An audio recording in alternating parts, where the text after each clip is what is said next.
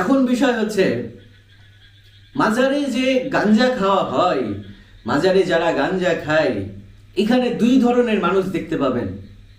একটা হচ্ছে আপনার মতো, আমাদের মতো সাধারণ মানুষগুলো, যেমন ছ্যাঁকা খাইছে প্রেমিকার কাছে, নেশাগ্রস্ত বউয়ের কাছে ছ্যাঁকা খাইছে বাড়ি থেকে বিতরিত মানুষ, তারা হচ্ছে ওই মাজারে যেয়ে গাঞ্জা খাওয়ার একটা জায়গা পেয়ে গেছে, যেখানে হচ্ছে গাঞ্জা খেলে কেউ কিছু বলে না।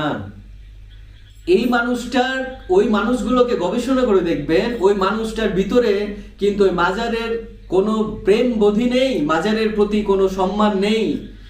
ওরা শুধু গাঁজা খেতেই যায় ওই জায়গাগুলো।